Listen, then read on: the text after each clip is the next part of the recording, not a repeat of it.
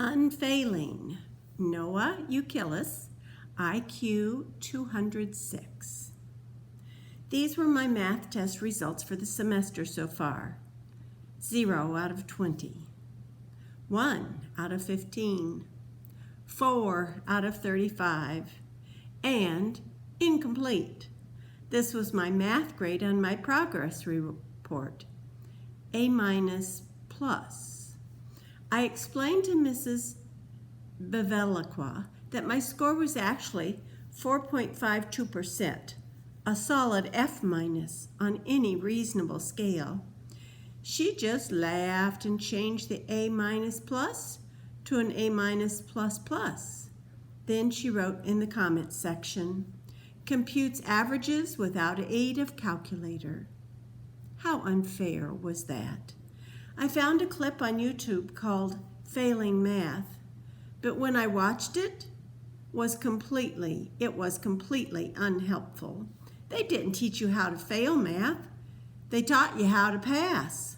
I expected more from YouTube, which usually had great stuff like wrestling videos, oranges that talk, and people putting out oil well fires. There was another video called Failing Schools, but it turned out just to be this news story about how our education system isn't any good. Well, I could have told them that, and not for the reasons they gave. The problem with our education system is if you score one little 206 on one little IQ test, everybody goes nuts about it. You have to go to a special school. Only they call it an academy, which really just means the same thing. And then the pressure starts. Do better, reach for the stars, live up to your potential, go all out, strive, achieve. Why? You've been blessed with an incredible gift and you're wasting it, Oz was constantly telling me. You should be getting 100% on everything. He wanted me to admit that I got 4 out of 35 on purpose, that I could have gotten 35 out of 35 without breaking a sweat. That was missing the point entirely. To me, this stuff was all so easy that 4 out of 35 and 35 out of 35 were really the same thing. It was like kicking puffballs of dandelion seeds as you walk across an open field. You could get them all, but why would you? It just didn't matter. Now, Abigail thought I was crazy. I disagreed, and if I was as smart as the IQ test said I was, which one of us was right? I never asked to be right about everything. It just happened that way. When you have the answers before anybody asks the questions, well, nothing is very surprising, whether you're in the gifted program or not. You might as well go to the regular school around the corner from your house. I wanted that so much. The students who went to that school laughed a lot. And even when they weren't in the act of laughing, they seemed unpressured. I could hear it in snippets of conversation as I waited for my bus to the academy. I don't care. Who cares? Well, I couldn't care less. Ask me if I care. Like I care. Everybody said they were less intelligent than us, but I thought those kids were really onto something. At the academy, people cared too much, which was why we laughed so little. And unpressured was the last word you'd use to describe us. So why couldn't I convince my parents to let me transfer? Was that argument beyond even my intellect? Did it require an IQ of 207 or better? I was failing at failing. The teachers were on to me. They'd never let it happen. There was a conundrum here. A, only sheer genius could get me out of the academy. B, anyone showing sheer genius is sent to the academy. I used to spend many hours pondering this back in the days when I had many hours to spend pondering. That all changed when Donovan Curtis told me about YouTube. This was an important revelation for me because almost everything on YouTube is surprising. I'll never forget when Donovan showed me how to use it.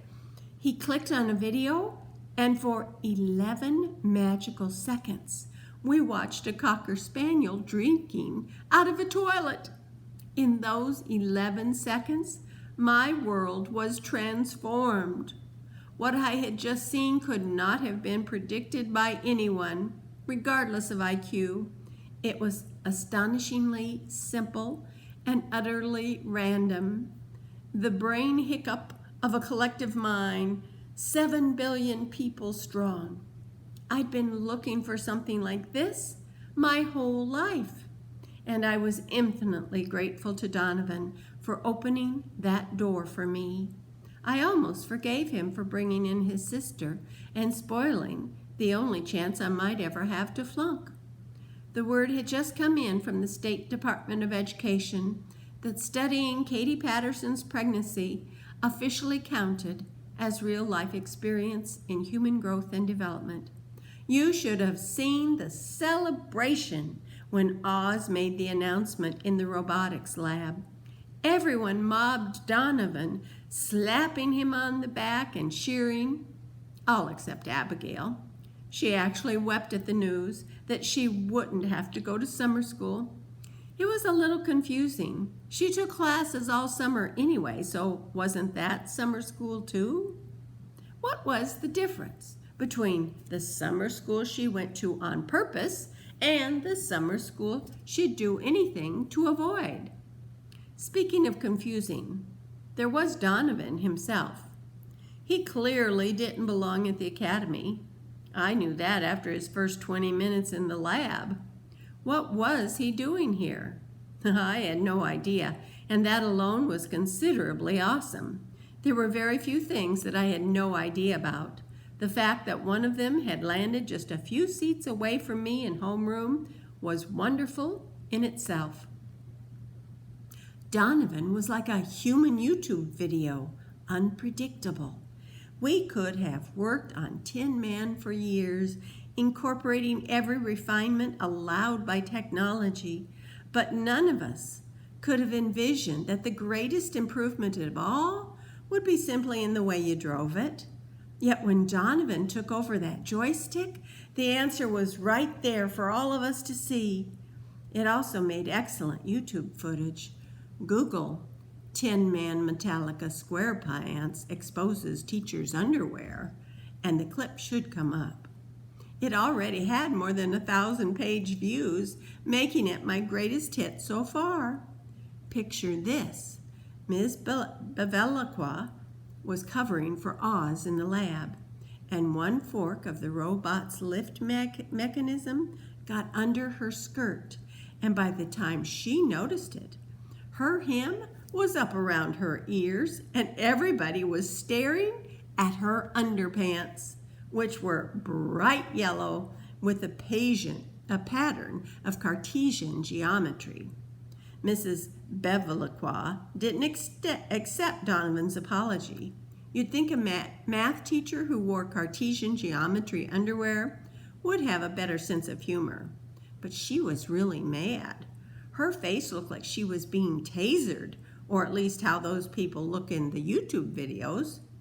We were just getting calmed down after that brouhaha when Chloe pounded into the lab, gasping from an all-out sprint.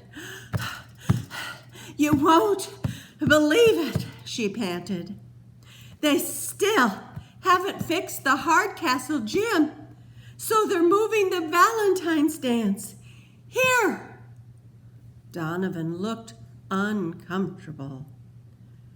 "What do we care about another school's party?" "Don't you get it?" Chloe crowed. "It's on our turf, so we're all invited. I've been in the gifted program since I was 8, and you know how many dances we've had? Try 0. Except for the dance of the electrons, I reminded her. My 6th grade science project. Abigail did not share Chloe's enthusiasm. I can't think of a single thing that interests me less than a school dance. Chloe stared at her. But you're going, right? Not even at gunpoint. Chloe was devastated. But you have to. We may never get the chance to go to another one. Abigail was adamant. That suits me just fine. You're a scientist, Ms. Bevilacqua challenged. How can you arrive at a conclusion without any data to back it up? Chloe jumped on the bandwagon. Look at this as an experiment, a social experiment. Right, Donovan? Donovan just shrugged. Don't ask me. I never go to dances. Well, you're going to this one, announced Oz, striding into the room. I'm making it a class assignment. Abigail was horrified. Oz, you can't make us go to an after-school event.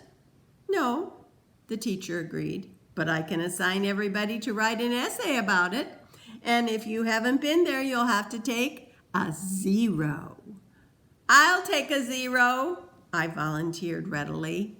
You couldn't get a 0 if you handed in a blank page, Abigail said in a resentful tone. She was tight-lipped, but I had a feeling that she'd be there. I'd kill for a bad grade. She'd kill to avoid one.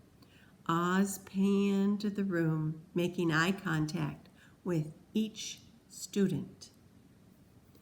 This is a good idea, people. We're all so focused on our specialties that we tend to miss out on ordinary experiences. Having fun is part of an education too, you know. I don't have time to go to a dance, I complained. In the 3 hours it would take me to get there, be there, and get home, I could watch between 70 and 100 YouTube videos, depending on the duration of each, of course. There's more to life than YouTube, Noah, chided Chloe. Well, that's where you're wrong, I retorted. YouTube is life, only better. The entirety of human experience is on that little screen. Last night, I watched a modern-day clash of gladiators in bathing suits, battling in and out of a roped square, jumping off tables and hitting each other with chairs. It's called professional wrestling, Noah, Donovan announced, and it's all fake. I saw blood. I respected Donovan, but he didn't know everything.